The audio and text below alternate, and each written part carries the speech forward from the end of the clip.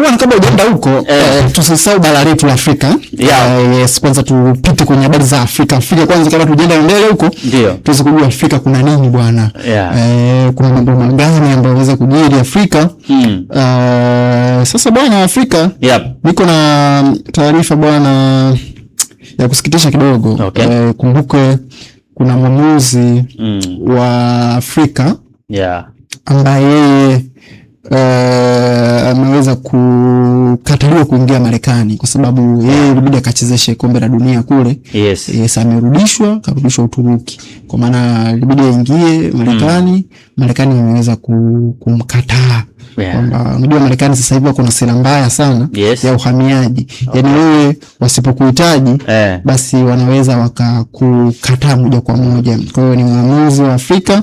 Nataka nikusomea hapa taarifa yake. Nipe taarifa yake. Uweze kujua ni mwamuzi gani huyo ambaye ameweza kukataliwa kuingia Marekani na amerudishwa mpaka sasa hivi. Huko zake anasema taarifa inasema mwamuzi wa Somalia Omar Abdulkadir Altan akwama visa ya Marekani ushiriki wa kombe la dunia 2026 wa tatizo kwake.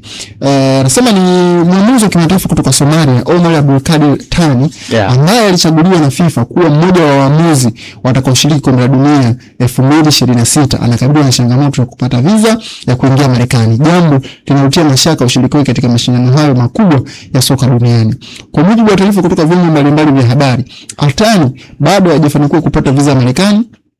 Hali hiyo inasababisha kuchelewa kwake kuungana na waamuzi wengine ambao tayari wamewasili nchini humo kwa ajili ya maandalizi ya awali ya michuano hiyo. Baadhi ya ripoti zinadai kuwa mwamuzi huyo alikataliwa kuingia Marekani na kurudishwa nyuma. Ingawa taarifa hizo zinasema vyanzo vingine vinaeleza kuwa bado anaendelea kushughulikia mchakato wa visa na hajafika Marekani hadi sasa. Wengine wanasema amefika karudishwa kwa Uturuki, lakini kuna vyanzo vingine vinasema hajafanikiwa kuingia Marekani mpaka sasa hivi. Na sasa taarifa hizi iwapo tatizo la visa halitapatiwa ufumbuzi kwa haraka, kuna uwezekano mkubwa wa kukosa semina muhimu za maandalizi pamoja na ratiba za awali za waamuzi, jambo ambalo linaweza kuathiri nafasi yake katika mashindano hayo. Umeona, kwa hiyo disaster, sera ya nje ya Marekani imeweza kumzuia huu kuingia. Lakini habari nyingine ambayo niko nayo hapa mkononi ni kuhusiana na kuna habari hapa nimeiona kuhusiana na Cedric Kaze. Tunamfahamu yulikuwa ni kocha wa Kaizer Chiefs. Habari ya Africans na Mungo bwana Kaze amepata timu mpya. Fundo Young Africans wanamshukuru sana, aliweza kuitengeneza Yanga ambayo Nabi anakuja kuichukua. Hatimaye imeweza kuwa timu ambayo msimu wake mpaka sasa hivi kina Jobu ni kocha ambaye kwangu mimi naamini ameweza kusema bwana Cedric Kaze ametoa rasmi kuwa kocha mpya wa Sekhukhune United pale pale South Africa. Sekhukhune ameweza kumchukua kocha huyo zamani msaidizi wa Kaizer Chiefs, atasalia nchini Afrika Kusini kuongoza klabu hiyo. Mkataba utasaini ni wa mwaka mmoja, umekuwa na kipengele cha kuongeza muda wa miaka 2 zaidi. Umeona, kwa hizo ni kwa haraka bwana taarifa za Afrika ambazo nimeweza kuwa nazo hapa mkononi mwangu. Lakini kuna taarifa nyingine nasema Al Ahly kuna kocha alikuwa anamfukuzia nao wamepigwa chini bwana. Al Ahly saizi ni timu ambayo haina pesa. Umeona? Yani wanashindwa kubatu kwenye level kubwa kuwania makocha wakubwa. Hapa nina taarifa bwana. Ndio. Anasema Al Ahly wameamua kusitisha mazungumzo yao na kocha wa Kiholanzi Mark van Bommel. Nitampitisha niweze kuona CV yake. Kocha mkubwa. Amefundisha timu gani na timu gani. Lakini anasema sababu kuu ni kwamba madai yake ni malipo ya takriban dola milioni 4.5. Yanaonekana kuwa makubwa mno kwa klabu hiyo ya Misri, na hivyo mazungumzo yamefika kikomo. Dola milioni 4 raundi ni zaidi ya mabilioni ya fedha, yani hawezi hata kuyahesabu. Tukiweka kwenye hela shilingi madafu ni pesa nyingi sana. Dola milioni 4 tutaweza kuziangalia ni pesa za namna gani, lakini nataka nipite wasifu wa huyu kocha tuweze kujua ni kocha namna gani ambao Al Ahly wamemkosa na kwa nini walikuwa wanamtaka. Anasema bwana ngoja tuangalie hapa. Anasema ni Mark Peter Van Boen huyu ni kocha wa Kiholanzi, lakini pia aliweza kucheza katika timu kipindi kwenye karia yake. Ule watu uone hapa anasema amezaliwa mwaka 1977. Uholanzi, alikuwa anacheza kiungo wa ulinzi. Timu alizocheza, amecheza bwana timu Fortuna, amecheza PSV, akiwa mchezaji, amecheza Barcelona, CV kubwa. 2005 2006 kacheza Barcelona. 2009 mpaka 2005 alikuwa PSV Eindhoven, lakini 2005 mpaka 2006 alikuwa kwa Barcelona, lakini 2006 mpaka 2011 kapiga Bayern Munich. Lakini 2011 mpaka 2012 mpiga Milani bwana, AC Milani. CV kubwa. 2012 mpaka 2013 kakipiga PSV.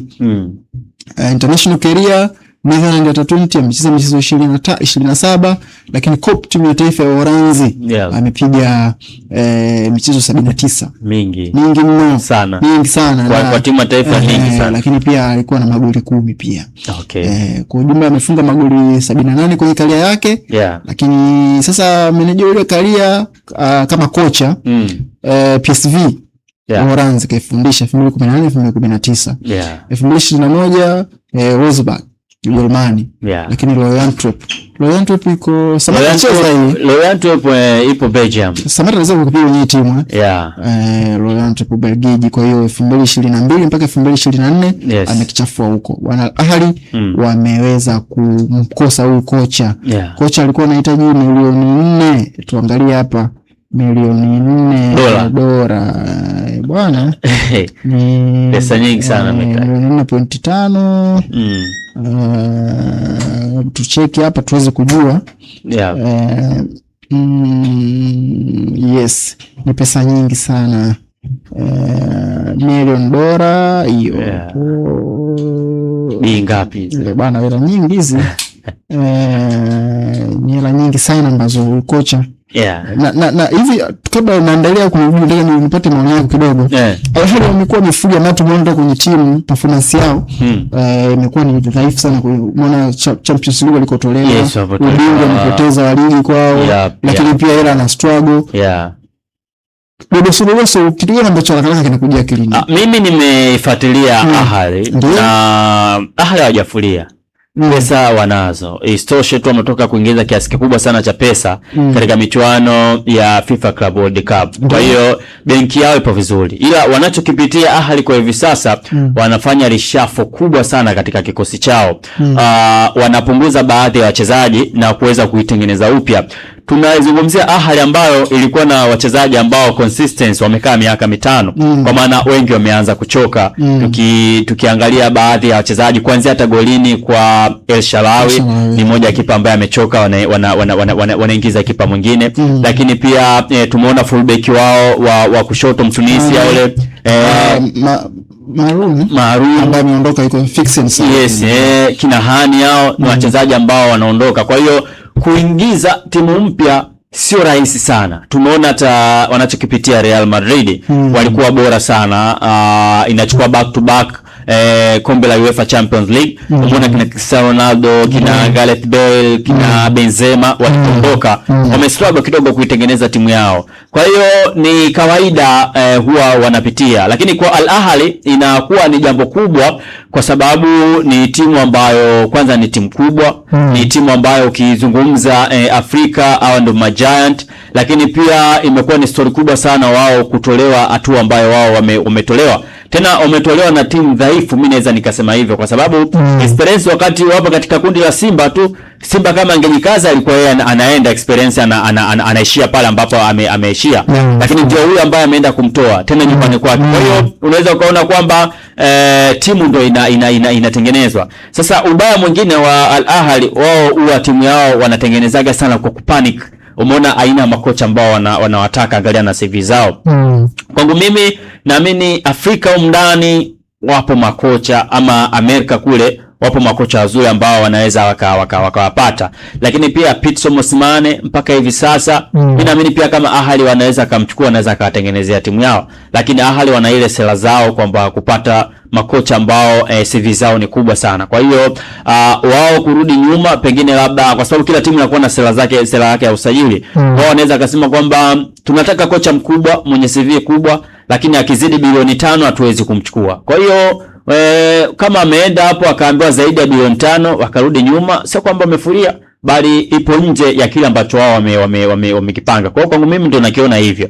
Lakini kuhusiana na pesa, Ahly sidhani kama wameshake kiasi hicho, na wana uwezo wa kuchukua wachezaji wakubwa na wazuri wakawaleta katika timu yao. Bwana, ile pesa ni bilioni 11.8. Ndio ambao wameshindwa kulipa kwa huyo kocha Mhorazi. Sasa tuendelee bwana na huko tupae. Sasa tuelekee Ulaya tuweze kujua mkata namba kuna nini mpaka sasa hivi. Tuweze kujadili hapa na msikilizaji wa Salambat Radio, lakini pia mtazamaji wa Salambat TV aweze kufahamu nini ambacho kinajiri huko kwa upande wa kimataifa. Tupae twende pale Spain, alafu tutakuja kumalizia Marekani kwenye kombe la dunia. Taarifa watu wengi sana